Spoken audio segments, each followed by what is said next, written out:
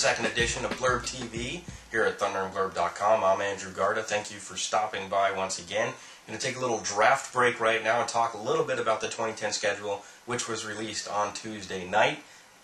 Some interesting things that occurred to me, some interesting things people pointed out to me, so we're going to go over them very briefly right now. Of course, there's a lot of time to talk about the schedule between now and the beginning of the season, and it's folly to try and figure out who's really going to win and lose based on a schedule in middle to late April, but for now we're just going to talk about some of the broader points, and we'll leave the nitpicking for the rest of the summer because we've got to fill time somehow. First of all, some interesting things if you look at the primetime schedule.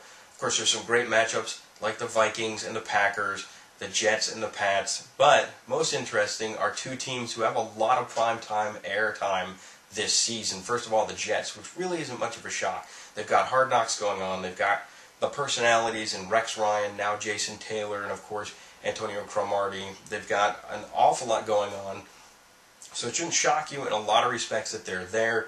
However, 5 primetime games really does give you an indication that the expectation is they're going to do a lot this season. Now, Hard Knocks, I am an avowed Jet fan, so if I put my Jet hat for a minute, Hard Knocks kind of scares the crap out of me because you never really know what's going to happen if a team can stay focused. We see some experiences like the Baltimore Ravens where they were able to stay focused and play well, and then we see things like the Dallas Cowboys where they kind of fall apart. So, you know, you hope that the Jets can hold it together. With the primetime spotlight also comes expectations, and with those expectations, pressure. So Rex Ryan's going to have a lot on his plate to try and keep this overall team from losing focus at any given time. So it'll be interesting to watch that because that could have a huge impact on the AFC East race. And of course, right now it's really a 3-horse race with the Dolphins, Pats, and Jets. The other team that I'm interested in looking at is the 49ers. They have 4 primetime games going into this season, and that may surprise a lot of people, but this is a team that I think people feel is on the rise, even with Alex Smith at quarterback, and I think he's going to play fairly well this season. I don't think he's going to be Joe Montana, but I think he's going to be a guy who can guide them throughout the season. They're in a division which has 2 rebuilding teams and an Arizona Cardinals team that lacks a quarterback, even if it has fantastic wide receiver weapons. So they have a good shot at winning their division, and I think if they make it in the playoffs, they might be able to put the fear of God into a couple other teams. If the defense comes together the way that I think it could, the ground game stays healthy, and Alex Smith can stay focused and not turn the ball over too much. But clearly other people are thinking the same thing as me within the league office, because 4 primetime games is pretty impressive for a team that just a few years ago was borderline laughingstock and really pretty much the other team in the Bay Area that couldn't win a game. So Mike Singletary, the turnaround of Vernon Davis, Alex Smith's emergence as a potential franchise quarterback, all these things make the 49ers clearly an attractive primetime team to watch. Of course, if you're talking about the schedule, you're also talking about Thanksgiving, and of course Thanksgiving, we kind of knew the games already. New England and Detroit, we had Dallas and Saints, and the Jets welcome the Cincinnati Bengals. Some interesting games. New England and Detroit, I hope ends up being a good game, but Detroit hasn't really played great, in forever in their Thanksgiving games.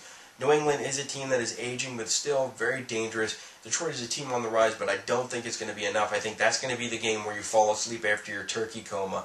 But the New Orleans-Dallas game is going to be very interesting. This could be 2 very high-power offense, and I think that game is going to be the fireworks game of the day. Cincinnati Jets is going to be a good game, I think. Carson Palmer, we're hoping, bounces back from a pretty lackluster 2009 season, but I do think that the Jets are going to play tough throughout the season, and I think the Bengals, especially with blood in the water with problems over in Steelerland, I think the Bengals are going to be very motivated to play well and play well often, so I do think that's going to be a good game as well. Interesting side note, Albert Breer of Boston.com points out that both the Patriots and the Jets play on Thanksgiving and then 10 days later play each other. So there are going to be 2 teams that are division rivals that have 2 very game plan oriented coaches with 10 days to game plan. So the following Sunday after Thanksgiving weekend is going to be a very interesting game between the Pats and the Jets, of course. And beyond that, overall, you can go over to NFL.com, take a look at your team with the interactive schedule there, but don't get too worried right now. I mean, certainly a lot of teams that have some tough schedules. The AFC East has the NFC North coming in, and that's going to be very tough.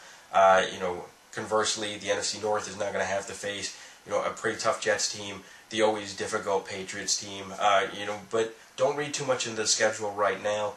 There's a lot of time to talk about it, but these games have not been played yet. The draft hasn't even happened yet. Free agency has pretty much petered out a little bit, but there could be a lot of changes between now and then, and this is why we play the games. But I kind of wanted to just throw out a couple of things out at you and sort of give you my indication of my feelings on some of the finer points and some of the broader points of the schedule as well.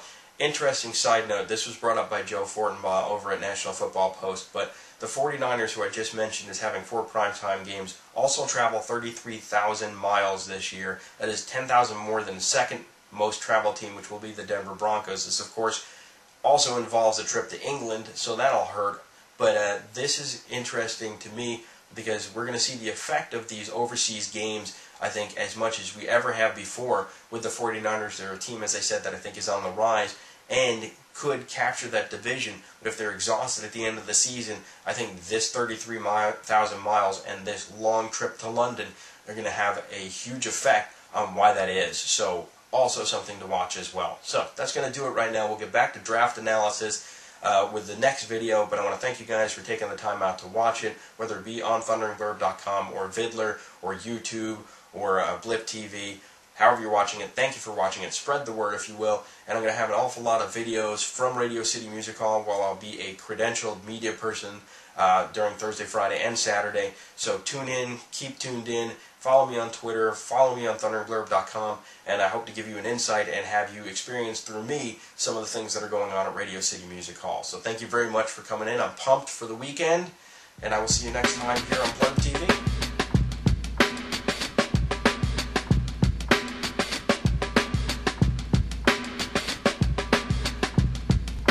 For more shows, articles, and podcasts like this one, check out thunderingblurb.com.